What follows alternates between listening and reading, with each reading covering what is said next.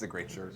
Oh, thanks. This was my band shirt for you. That's nice. That's the That one is I good. had. All the drummers. Yeah, absolutely. I love that. No, I'm a big Spinal Tap fan. Have you ever watched the DVD with the commentary? Oh yeah. It is one of the greatest things ever. The special edition and the Criterion. It's genius. So like the good. commentary, that's them doing the commentary on that movie is like this could be it's a movie by itself. Yeah, absolutely. And I saw them in their Unplugged tour, and they did a Q&A and like stand up and played their song. It was so good. That's killer. Yeah, it was great. You started out with a show. Was it I Bet You Will? I Bet You Will. Yeah. Yeah, and first show ever to go from the web to television. Yeah, and then you went on to Super Size Me, Where in the World is Osama Bin Laden, and now you've done a music documentary. Yeah. What made you choose One Direction?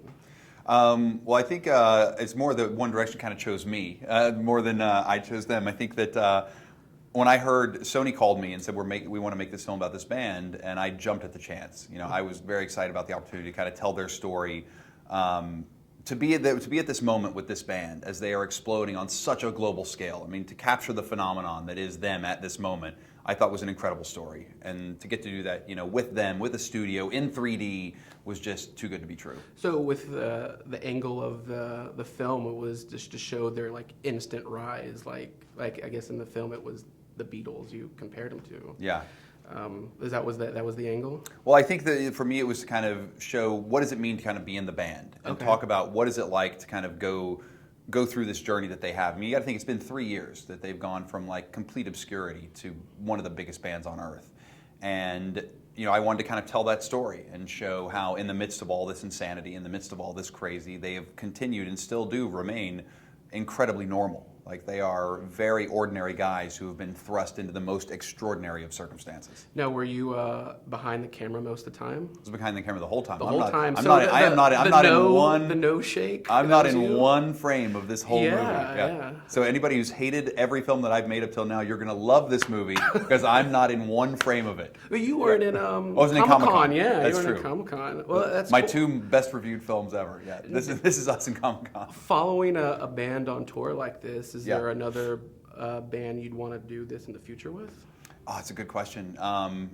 You know, I'm bummed that the Metallica movie's coming out because I am such a lifelong Metallica fan. Oh, like the new Metallica, the Never or something. The like new that? Metallica 3D film looks so good. Yeah. I'm very excited about that. It's like part apocalypse, part I know concert film. Well, it's like they're making the new kind of Pink Floyd The Wall, which is smart. Yeah. So. So no, I had such a great time making this film, you know, and it was my first music film, you know, my first 3D movie. So to get to make a film with another band somewhere down the road would be really cool. All right, so going back to I Bet You Will, with all the stunts you had, did you partake in any of them?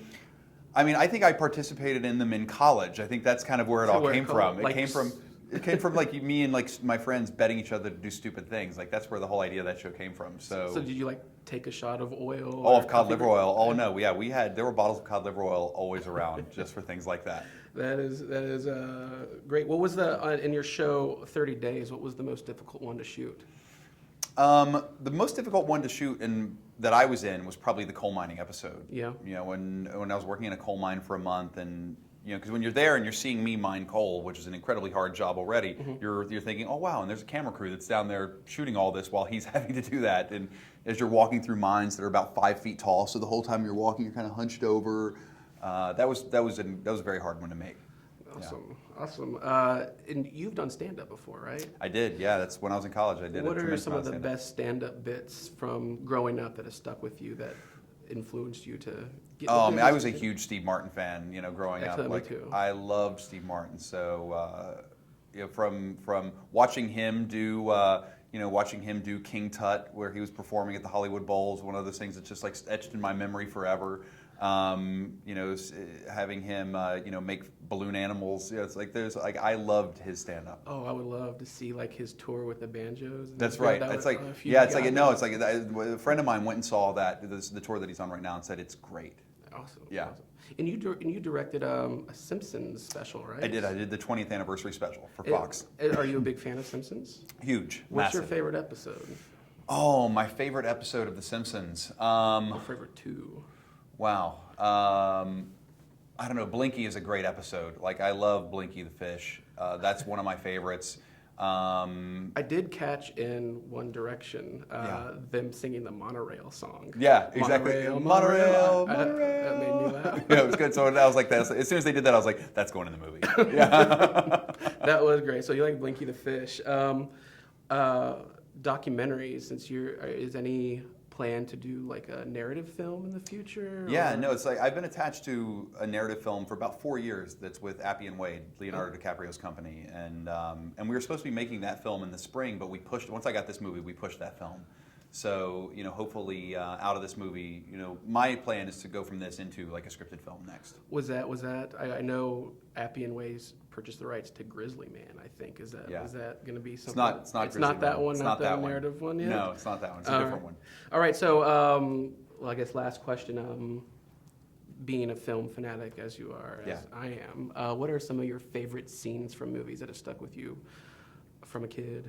My favorites. Well, the movie that made me actually want to make movies. I was a huge horror film fan as a kid, and I went to see Scanners in a movie theater. And so when I saw Michael Ironside make that guy's head explode in Scanners, I was like, whatever that is, I want to do that. Like when I was a kid, I wanted to be Rick Baker. I wanted to be Tom Savini. Absolutely. I've still got the stacks of Fangoria Magazine in my mom's closet back home, in my closet back at my mom's house, and my Fangoria number 10 that had like the guy's head exploding from Scanners. Yeah.